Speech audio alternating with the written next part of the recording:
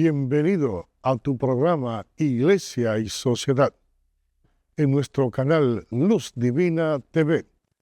En el día de hoy vamos a conversar sobre el tema de la Mariología, la presencia de la Virgen, la importancia de nuestra Madre Espiritual. Para ello vamos a compartir con el reverendo diácono Juan Matías, de la zona pastoral Moca. No te lo puedes perder. Quédate con nosotros.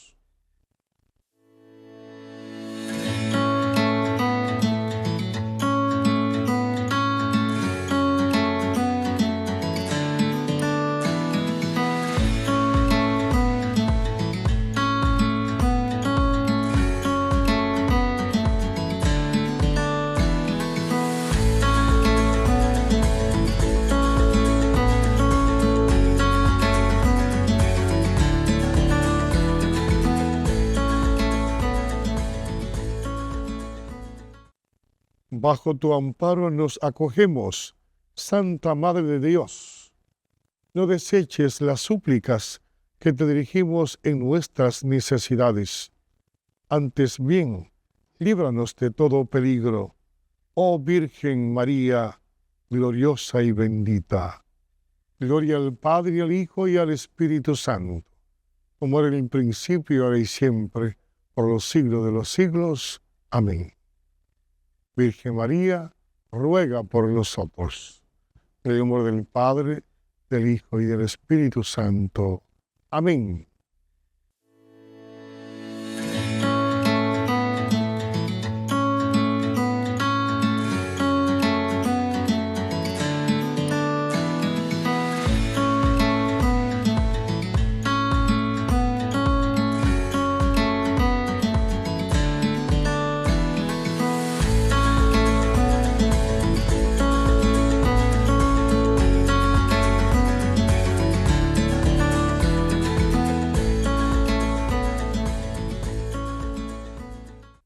Queridos hermanos, estamos en su programa Iglesia y Sociedad.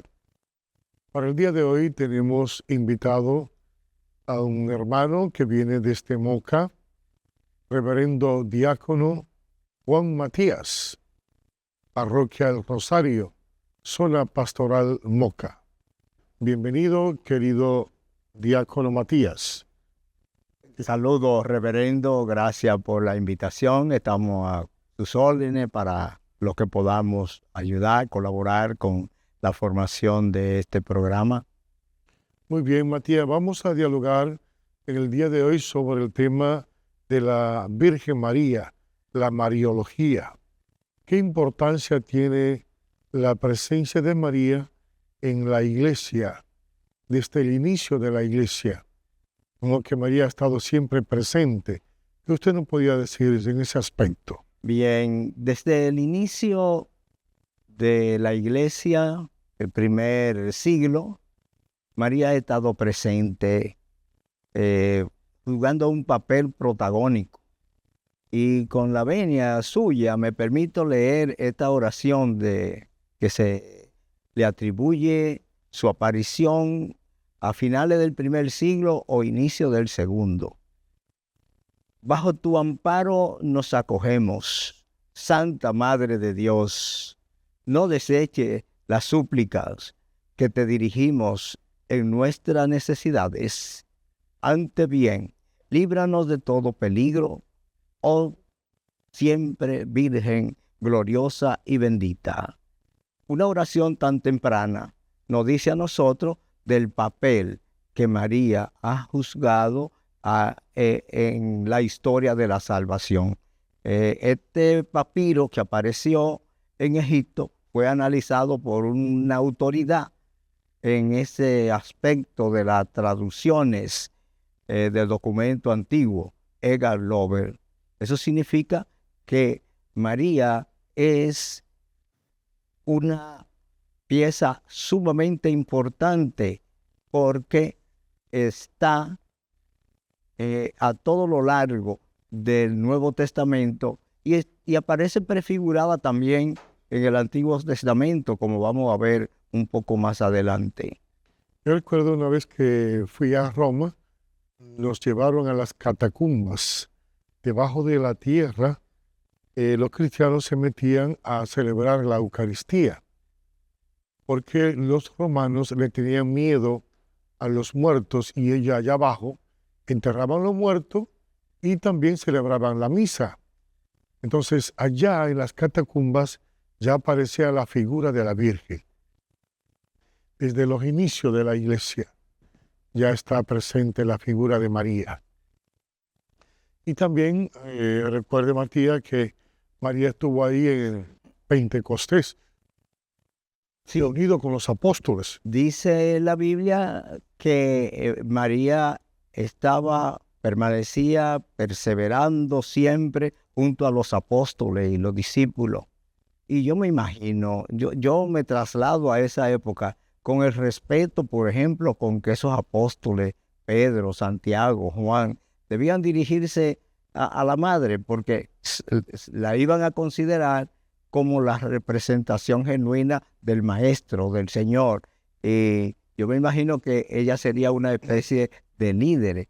Ella, junto a varias mujeres, estaban permanentemente en celebración junto con los Y discípulos. esa veneración, ese respeto. Claro, claro. Por lo Madre de tanto, Dios. con esto se demuestra que toda la vida María ha sido venerada, que no es una cuestión de invento, de que desde ayer, como Una muchas moda. veces se ha querido decir, y que no, eso fue en la Edad Media, que a María se le dio un papel importante. No, no. María, desde la Anunciación, ha sido una pieza fundamental para la historia de la salvación. Muy bien, pues existe lo que se llama Mariología.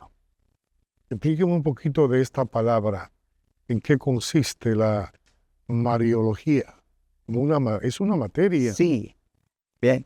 Así como hay una cristología, hay una eclesiología, una neumatología, también existe una mariología, cuyo propósito fundamental es estudiar a María en relación a la historia de la salvación.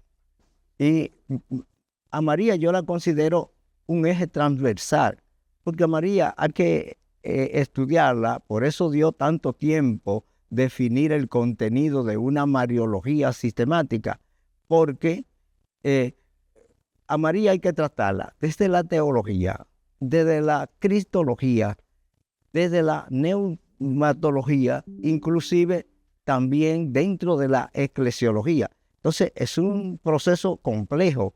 El primero que escribió un tratado sistemático de mariología, Fernando González Suárez, fue algo terrible poder escribir eso, y estamos hablando ya de 3 siglos atrás, pero desde siempre se intentó escribir sobre María. Ahora, en el primer siglo, segundo, y todavía en el tercero, sabe que habían surgido mucha herejía, el gnosticismo, el judaísmo, el arrianismo y otros que intentaban negar aspectos fundamentales de Cristo, de Jesús.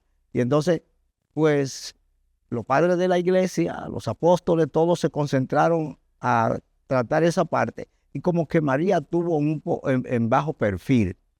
Pero fíjate cómo ya habían, en la devoción popular, había una veneración por María. Y la gente se encomendaba a su intercesión, poco después de ella dejar su vida terrena. En ese sentido, yo creo que la mariología es el tratado de la vida y la relación de María en la historia de la salvación. Ok. El reverendo Matías, ¿podemos hablar de la presencia de María en el Antiguo Testamento? Claro que ¿O está sí. prefigurada? Claro que sí. ¿Qué nos podría decir en ese aspecto? Hay muchos aspectos en el cual podemos encontrar a María en el Antiguo Testamento. Por ejemplo, desde el comienzo se habló de la misión de María, madre de Jesús. Ya los padres de la iglesia hablaban de esa parte y lo sacaban precisamente del Antiguo Testamento. La iglesia vislumbraba la figura de la Virgen en la persona y en las instituciones de la antigua alianza. Por ejemplo, se hacía un examen hermenéutico y se consideraba a María como el cumplimiento de Israel en el camino hacia el Mesías Redentor. O sea, que a María se le prefiguraba como la promesa del futuro para los finales de los tiempos en que iba a nacer el Redentor, el Mesías. Y eso lo vemos también, por ejemplo, en el libro del Éxodo, en el capítulo 19, versículo 24, también como ahí se le llama el Evangelio del Antiguo Testamento. Aparece María como prefiguración de la madre de esa descendencia que iba a traer la salvación al mundo. También ahí podemos comparar a María con la alianza en el Sinaí que Dios establece con Moisés. También en el capítulo 4 del Deuteronomio, 4:10, también ahí aparece una prefiguración de Israel como naciendo del pueblo de Dios. Y se compara eso con el sí de María en la anunciación del ángel y en la boda de Caná. Y también se habla del paralelismo entre el cántico de Ana y el cántico de María. Sí, también. Muy parecido. Y también, por ejemplo, en Esdras 10:2, en Nehemías 5:12 y en Primera de Macabeo 13:9 aparecen versículos también que dejan de manera implícita la figura de María como la que dará a luz al Redentor del mundo. O sea que y también el hecho de que en la antigüedad la tabla de la ley estuviera y la Eucaristía, el maná, estuviera en un cofre y María llevara en su vientre a Jesús, también a María se le toma como arca de la alianza. Eso es también como una réplica. María ahí representa el arca de la alianza, en donde estuvo la ley y estuvo también el maná que Dios mandaba al pueblo de Israel en aquella ocasión. ¿Y qué podemos decir del paralelismo entre Eva y María? Bien, por ejemplo. María, la nueva Eva. Sí. Sí. Por Eva entró el pecado al mundo y cayó, ¿verdad? Adán. Adán no pudo mantenerse perfecto en la alianza. Y entonces hay una promesa en Génesis 3:15. ¿Qué ocurre? Que María entonces supera a Eva. ¿Por qué?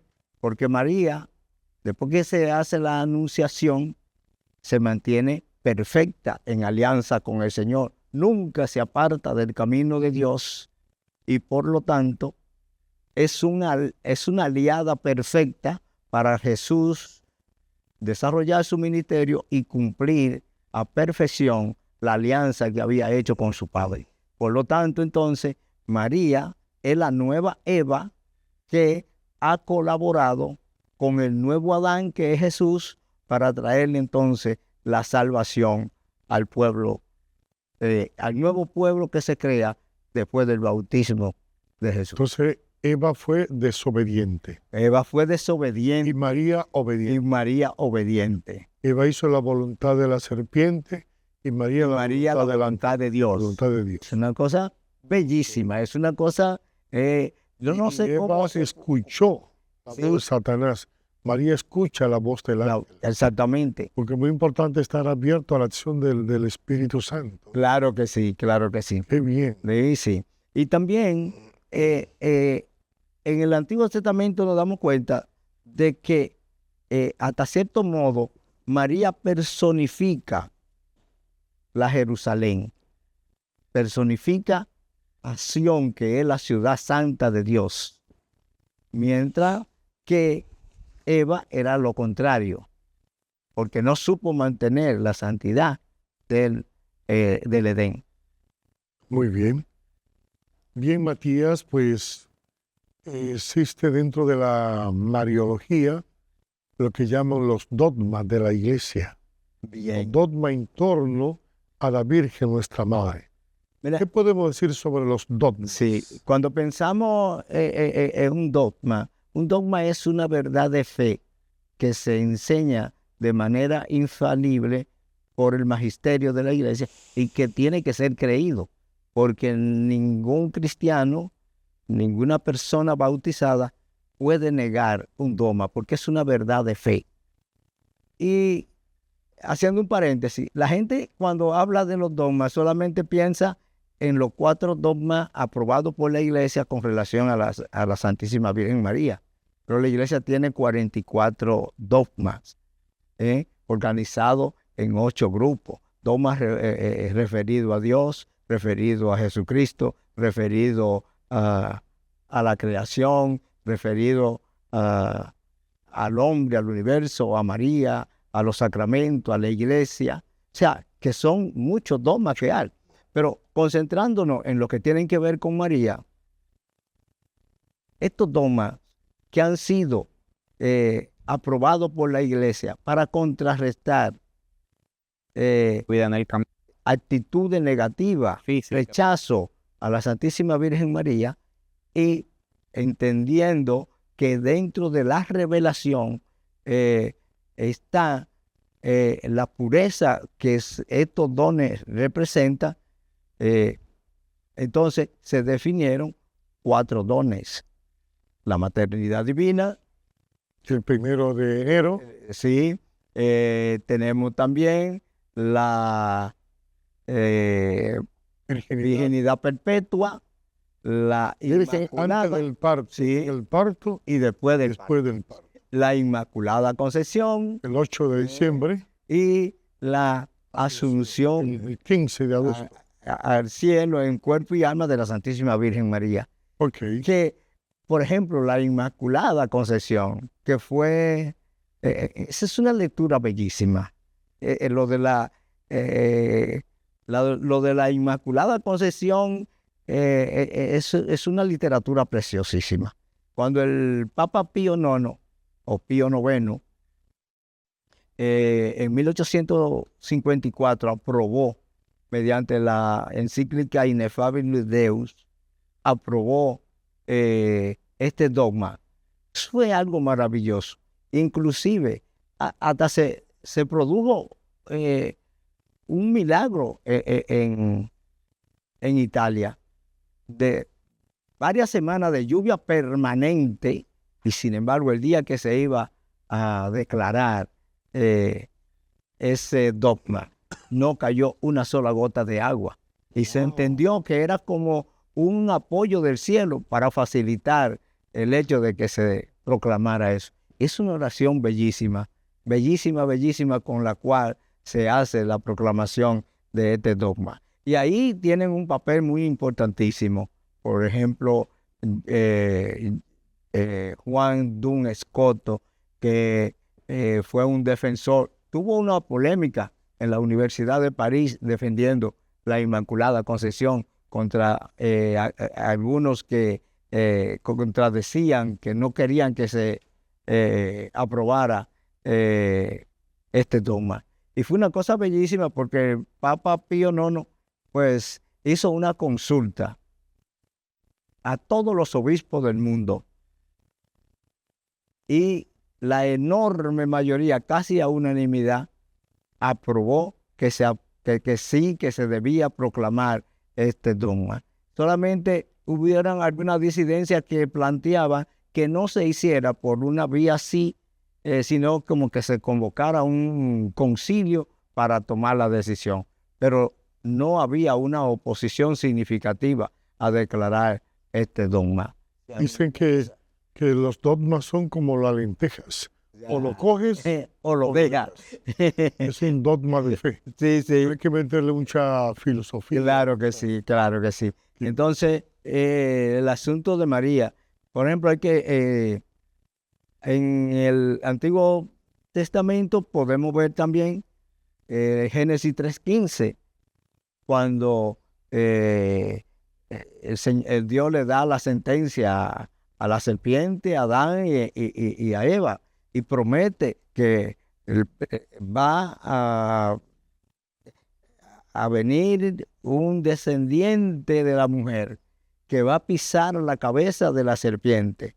Esa es una prefiguración de María y Jesús. ¿Quién es que vence a la serpiente? Jesús.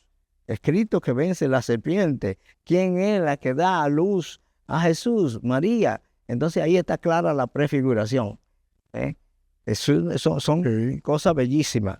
¿Y la presencia de María en el Nuevo Testamento? Mira, en el Nuevo Testamento, como yo decía ahorita, que no se nota una presencia muy fuerte de María debido a que tuvieron en los primeros 3 siglos que poner mucha atención a las herejías que estaban atacando la divinidad del Señor, otros que atacaban la naturaleza humana, que decían, no, pero que un Dios, la naturaleza, lo humano es carne y la carne es mala, como decían los gnósticos y decían otros heréticos de la época. Entonces, pero no obstante a eso, tenemos alrededor de 200 versículos del Nuevo Testamento que de manera explícita o implícita tratan sobre María. O sea, que es significativo. Pero hay que destacar que María se nota más, la época de oro de María es en la Edad Media, pero no es que está ausente, porque María siempre ha sido importantísima en la historia de la salvación. Y dentro de los evangelios, ¿cuál evangelio que destacan más a María?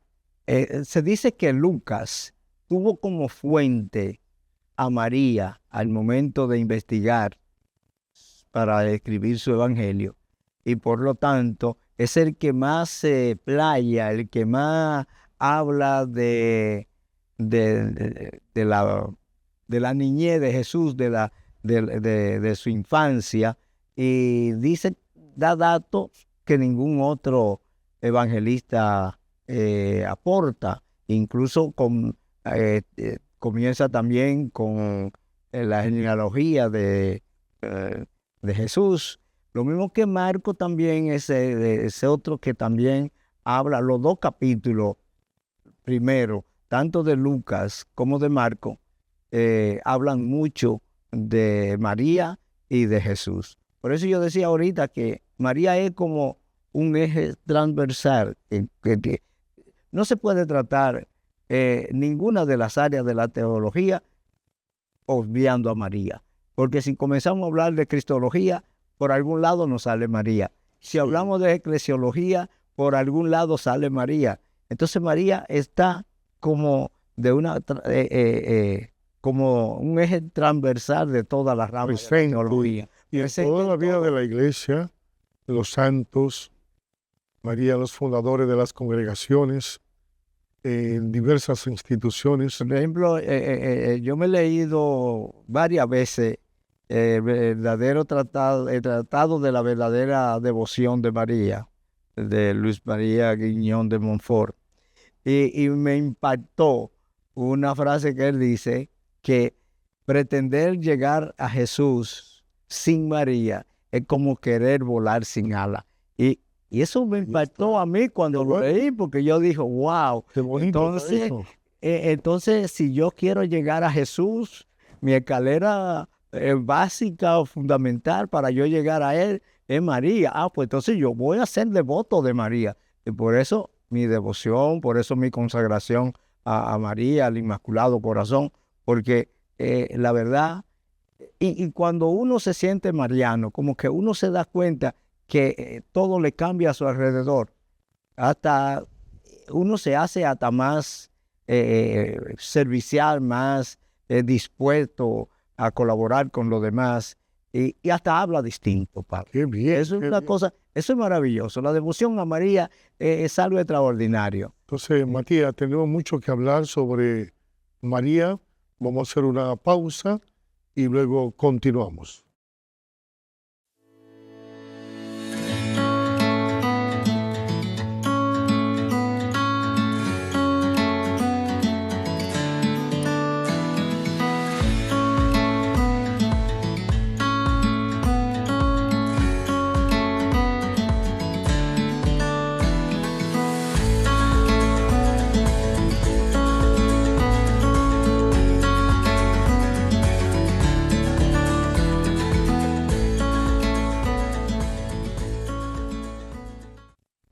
Querido diácono Matías, ¿qué podemos decir sobre María como corredentora, medianera y abogada? Bien, reverendo Padre Agustín, este dogma aún no ha sido aprobado.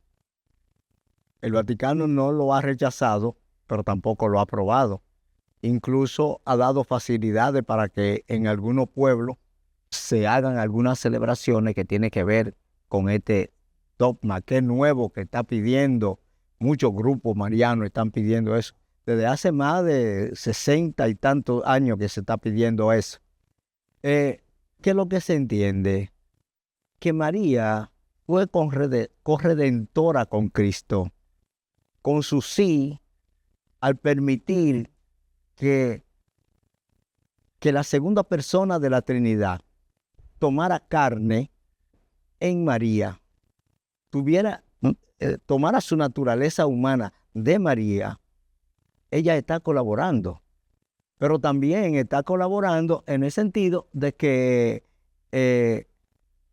María es como una mediadora entre el pueblo y su hijo. Y lo vemos allá en Caná de Galilea, cuando va y le dice, mira, no tienen vino, o sea, no podemos permitir que pasen esta vergüenza.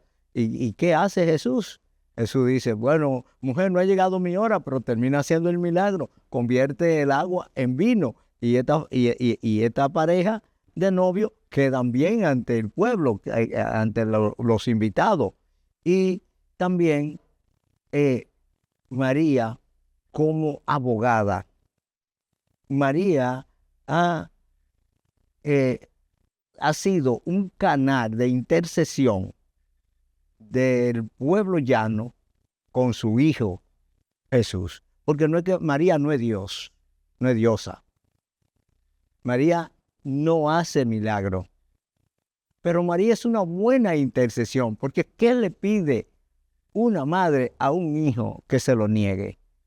Por eso entendemos, los que somos devotos de la Santísima Virgen María, que teniendo a María como abogada, como mediadora, intercesora con su hijo, no alcanza la misericordia de su hijo. Y teniendo la misericordia de su hijo, pues la corona de gloria en el cielo está asegurada. Amén, amén. Entonces es una cosa bellísima. Yo espero que un día, aunque quizá yo no lo llegue a ver, pero este nuevo dogma que un día se apruebe para seguir venerando y honrando a nuestra Usted sabe que yo tuve la oportunidad de ir a Caná de Galilea. Oh, qué bello. Y celebrar la Eucaristía. Esa envidia me da, Padre. Sí, poder renovar los votos a varias parejas de matrimonio que nos acompañaban en este viaje. Precioso debe ser eso. Debe ser. Matías, seguimos conversando sobre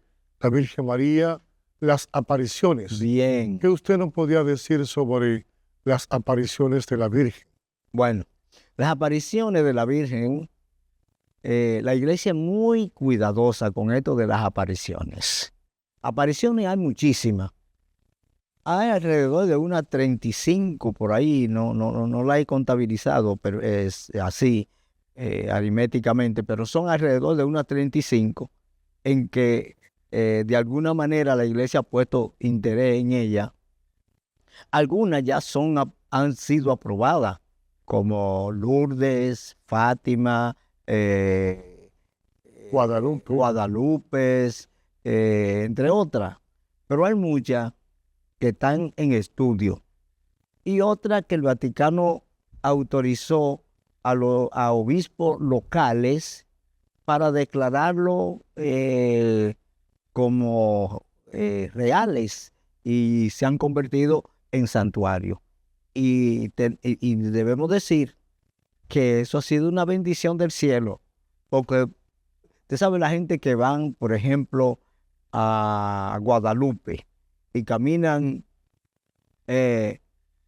medio kilómetro de rodilla porque la Virgen le hizo un milagro, le sanó a un niño, le sanó de un cáncer. Y esa gente van y hacen penitencia terrible. Esa gente van y caminan trotando 1 kilómetro, caminan de rodillas medio kilómetro y hacen cosas maravillosas porque en agradecimiento. Y estos santuarios, sobre todo Garabandal, Lourdes, Fátima, Guadalupe, reciben decenas de millones de visitantes por año. Son como los santuarios marianos más grandes. Esos son santuarios tremendo. Y entonces, pues, también esto va ligado al asunto de las vocaciones. La iglesia se cuida mucho de aprobar las apariciones, precisamente porque hay mucho invento y mucha gente que quiere explotar en términos comerciales esta cosa. Y por eso las apariciones la iglesia las maneja con mucho cuidado, porque no quiere favorecer primero herejía y después apetencias comerciales de nadie. Y las vocaciones se producen, que algunas veces no lo entienden, sobre todo los hermanos esperados, no lo entienden porque ellos dicen, mira, ¿cuántas Marías son? ¿Cuántas? No, es una sola María, la Madre de Jesús. Ahora, por ejemplo, y voy a poner un ejemplo cercano, Guadalupe. Guadalupe es morena, ojo negro, pelo negro. Entonces, encarna el típico indígena del imperio indígena que ocupaba México y que era el núcleo poblacional más grande de las Américas en el siglo XVI. Entonces, ella viene a promover a su hijo, a revelar a su hijo. Por eso ella viene encinta, porque ella viene a revelar a su hijo. ¿Y a quién se le aparece? A un indígena, a Juan Diego. Y eso es una historia también bellísima de cómo ella se le aparece a este indio y cómo le manda a este como mensajero a Juan de Zumárraga, que era el obispo de México, para que le construyera una capillita ahí donde ella estaba apareciendo. Pero ¿para qué ella se aparece? Para salvar a los indígenas de práctica terrible que tenían los indígenas, como eso de sacarle el corazón a la gente de que para dárselo, brindárselo, obsequiárselo al dios Sol. Tenían unos dioses que eran caníbales totalmente. Y la Virgen se aparece y con su diálogo con Juan Diego demuestra que viene a salvar a ese pueblo y que viene a rescatar esa población, a tal extremo que un par de años después de la aparición, que fue en 1531, más de 9 millones de indígenas se habían bautizado. Sí. Tenían los reyes católicos que estar mandando personas de España para que vinieran porque no daban abasto los pocos sacerdotes que tenían en México y en todas las Américas, no daban abasto para bautizar todos los indígenas que estaban pidiendo el bautismo. Entonces, por eso ella se presenta, porque ella quiere unir Medio Oriente y Occidente en un solo pueblo, como había hecho su hijo con los gentiles y el pueblo de Israel. Es la misma acción que la Virgen de Guadalupe viene a hacer América, lo que su hijo había hecho en la zona del Medio Oriente. Y usted ha destacado mucho la parte de la Virgen de Guadalupe, pero podemos ver que cada pueblo tiene su advocación. Claro que sí. Claro que Cada sí. virgen tiene un mensaje para esa realidad. En el caso nuestro, aquí en nuestro país. La Virgen de la Altagracia, Nuestra Señora de la Altagracia. Sí. Esa también que es una historia preciosísima de cómo apareció de manera inexplicable esa. Y fíjate, y también tenemos a la Mercedes, que es un pueblo privilegiado, porque tenemos dos madres. Tenemos una protectora y una patrona. Entonces, y tiene que ser así porque hay varias espiritualidades. A uno le llega una vocación y a otro. Yo soy devotísimo, por ejemplo, de la Milagrosa. En nuestra casa tenemos una imagen así, una estatua así grande de la Milagrosa en su casita y todo eso. Esa es la vocación predilecta mía. Pero las demás son también, porque son también la misma Virgen María. Y no es que hay contradicción entre una y otra, sino, por ejemplo, la Virgen del Rosario.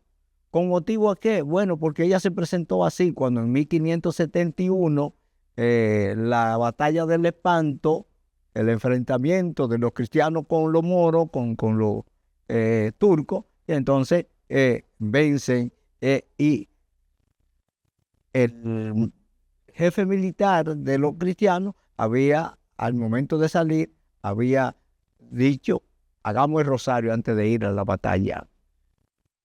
Qué bien. Y cosa bellísima, el Papa Pío V, que estaba en el Vaticano orando, sale en un momento y le dice a los que están fuera esperándole, le dice, acabamos de ganar la batalla, la Virgen nos ha dado el triunfo. Son cosas maravillosas. Sí. ¿Cuáles serían las fuentes principales de la Mariología? Bien, la fuente de la Mariología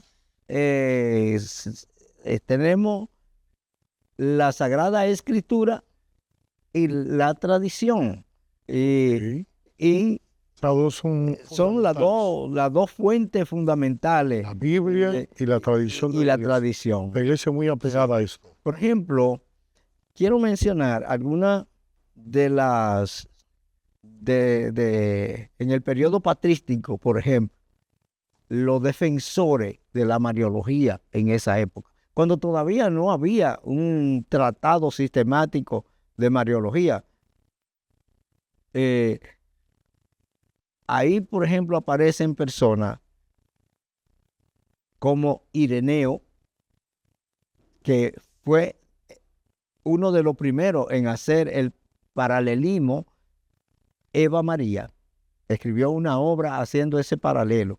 Eva María, Ireneo. También está ahí Justino con el diálogo con Trifón, pero también aparecen otros, Hilario, Eusebio de Vercelli, Cirilio de Alejandría, está San Ambrosio, están las homilías y catequesis de San Agustín, de Basilio, de Cirilo de Jerusalén, entre otros, que escribieron mucho sobre la Virgen. sobre la Virgen María. Desde ya de esa época, y esto estamos hablando del siglo, de finales del siglo I y el siglo II y III. Es decir, en los primeros siglos, todos los padres de la iglesia hablaban de María como la madre del Señor, la madre de Dios.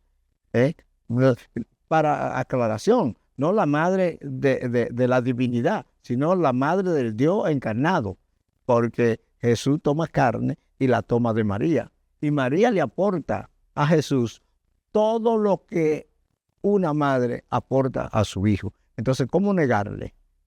Matías, fíjese que estamos en mayo, mes de las flores, mes de la Virgen, y también en nuestro país se celebra el mes de las madres. ¿Qué podemos decir en este aspecto? Bien. De la figura de María relacionada con mamá. Usted sabe que hay un gran sentimiento materno. De su madre solamente hay una. Cuántas canciones, cuántos actos, cuántos regalos para las madres, poesías, canciones, serenatas. Claro. Sí, el modelo de madre es María. María que cuidó a su niño, sufrió muchísimo, tuvo que caminar cientos de kilómetros para protegerlo. Tuvo que sufrir en el Calvario allí, verlo crucificar, recibirlo en su brazo todo ensangretado, mutilado, una cosa increíble, pero siempre ahí. Y María es el modelo de madre. Qué bien que este mes, que es el mes de las madres, también es el mes mariano que la iglesia tiene. La iglesia ha declarado el mes de mayo como el mes mariano por excelencia. Entonces, ahí yo veo también una similitud de que también el último domingo de este mes, nuestra madre dominicana reciban también el aprecio de sus hijos, el aprecio, el respeto de su pareja, de su esposo. Debemos cuidarla, debemos protegerla y esforzarnos en que tengan una vida feliz, acogedora, que se sientan protegidas por sus parejas, se sientan amadas y cuidadas. Porque María entonces viene siendo como modelo de madre. Así es. Modelo de esposa. Así es. Modelo de ciudadana. Claro. Modelo de cristiana. Sí. Fue la primera discípula de Jesús. Nadie tuvo más fe en Jesús que María. Nadie. Mujer de oración. También perseveraba junto a los apóstoles en la oración y la fracción del pan. Era algo extraordinario. También modelo de solidaridad. Sí. Va a ayudar a su prima Isabel. Sí. Hoy en día que hace falta tanta solidaridad. Claro. Entre los hombres, entre los pueblos. En fin, alguien que esté dispuesto a hacer siempre el bien. Sí. Vamos a ir mencionando algunas frases, Mariana. ¿Con cuál usted se identifica? ¿Qué podríamos decir? Algunas frases. Sí, ahorita dije la de Luis María Griñón de Montfort, que querer ir a Jesús es como, sin María es como querer ir, es volar sin alas. Es una de las oraciones más bellas. También ahí te recuerda cuando Jesús estaba al pie de la cruz. Sí, cuando lo entrega a María, a Juan, y a Juan se lo entrega a María. Hace ¿eh? Madre, he ahí a tu hijo. Hijo, he ahí a tu madre. Sí, sí, sí, Desde sí. entonces el discípulo la recibió en su casa. Sí. Y entonces dicen que Otra frase Juan también se la llevó para Éfeso. para Éfeso, sí. Sí. Un asunto Luego que yo como tuve algo que de su huir. propiedad. Sí. Qué cosa más bella. Entonces yo quiero decirle que yo estuve en Éfeso, Oh, qué bien, qué en el bueno. lugar donde fue la última morada de la Virgen La aquí vida. en la tierra. Qué bueno, qué Eso bueno. fue algo tan significativo para mí. Y como un sueño, ¿verdad? El último lugar donde estuvo la Virgen aquí en la tierra. Allí celebraba una Eucaristía. Fue algo tan emocionante pensar que aquí estuvo María, aquí pisó la Madre, Dios Santo. En el último lugar de esta mujer. Sin yo estar ahí, yo me erizo cuando pienso en eso. Uno pensar, estoy pisando aquí y aquí pisó María, aquí pisó Juan, aquí estuvo Cristo. Oiga, eso es algo maravilloso. Pero otra frase también muy bonita de María, por ejemplo, cuando en Caná de Galilea le dice a los sirvientes, hagan lo que Él le diga. Hagan lo que Él les diga. Oiga, qué cosa. Si nosotros pusiéramos empeño en hacer lo que Cristo nos dice que hagamos, todos nos salváramos, todos Éramos santos. tuviéramos el cielo en la tierra, Sí. pero somos muy desobedientes, María era modelo de obediencia, Sí, María, siendo la voluntad de Dios. claro, claro. Eso Y- tenemos que pedirle a nosotros. Y esa que Dios frase, nos por ayude. ejemplo, que cuando le da la respuesta al ángel, que se haga como ha dicho. Aquí está la esclava La del esclava del Señor. Pues son cosas Hágase en maravillosas. él según tu palabra. Así es. Bueno, pues muchas gracias, reverendo diácono Matías, de la parroquia del Rosario de Moca, por este conversatorio, por su aporte en la mariología y también el conocimiento de tantos hermanos que nos ven a través de este programa Iglesia y Sociedad de Luz Divina TV. Continuaremos en otro momento conversando sobre este tema o sobre otro tema similar. Así que muchas gracias, reverendo diácono Juan Matías. Bien. Un mensajito para Eh, nuestro pueblo. Yo soy quien debo darle la gracia, reverendo, por su invitación, que me ha dado la oportunidad de tu humilde conocimiento, que la Virgen me ilumina para que yo alcance y que yo lo pueda compartir con el pueblo humilde de la arquidiócesis y que podamos, y usted sabe que estamos siempre para servir, que cualquier momento que usted me necesite, pues estamos a su disposición. Y nosotros pues queremos aprovechar estos momentos para felicitar a todas las madres que vean este Muy programa, importante, ¿verdad? decirle que la madre está siempre con ella, que es una intercesora ante su Hijo por todos nosotros y que todo hogar, la madre siempre está celosa de todo hogar, de toda familia, siempre está tratando de alcanzar la misericordia de su Hijo para mantener unida la familia. Y en este domingo queremos extenderle un abrazo mariano a todas las familias dominicanas, a todos, para que las familias se mantengan unidas y que asuman una vocación mariana. Quiero recomendarles, no dejen de rezar el rosario. Amén, amén. Podemos terminar esta reflexión, pues una vez más felicitando a todas las madres. Felicidades, queridas madres. Dios les bendiga hoy, mañana y siempre. Amén. Amén.